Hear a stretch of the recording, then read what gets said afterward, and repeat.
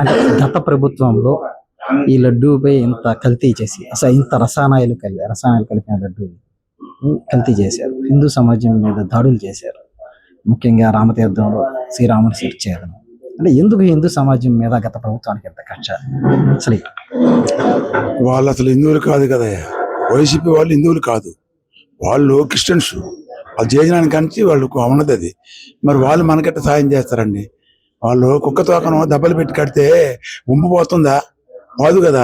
అదే విధంగానే అటువంటి వాళ్ళకి ఒకసారి చూడండి అంటే మన హిందువులందరూ కూడా సానుభూతితో ఓట్లేసి గెలిపించారు.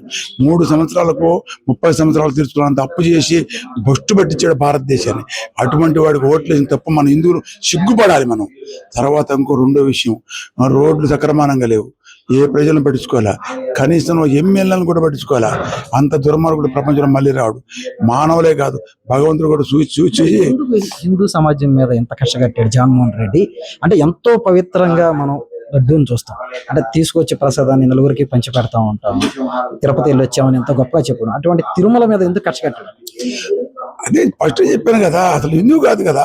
హిందువులకు ఏ విధంగా అయితే లడ్డు కలిపితే ఆ విధంగా లడ్డు ఇట్లా మోసం చేస్తున్నారు, దేవుడు ఉంటే ఇట్టింది కలుపుతాడు అటు చెప్పి ఆ ఒక దేవుడి మీద భక్తి మానవులను మార్చేసి హిందువులను చేర్చుకునే దానికి చేసాడు. వాళ్ళ ఆయన 7 కొండలు కాదు 2 కొండలన్నీ పోయాడు కదా, పతనమయ్యా. మనకు స్వయంగా చెప్పాలా? సరే, ఈడు అదే పరిస్థితికి ఒకసారి మోడీ గారు దయగలిసి ఎట్లా చేసుకున్నాడో మనకు తెలియదు.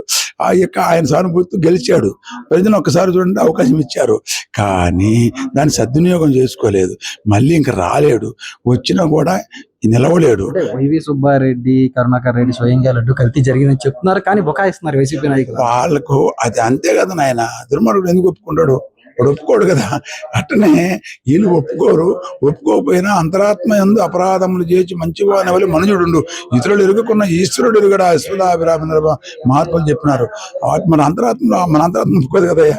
అన్ని వల్ల ఒకే కరెంట్ ఉంది, బల్బులు వేరుగా ఉండొచ్చు, ఆత్మ ఒక్కటే కదా. వాళ్ళు కూడా ఉంది, తప్పు చేసిన తెలుసు, కానీ సమర్థించుకునేదాన్ని చెప్పే మాటలే కానీ వాస్తవమైనవి కాదు. వైసీపీ ఈసారి రాదు. వచ్చిందంటే మాత్రం హిందువులు అందరూ కూలబడిపోతారు, నాశనం అయిపోద్ది.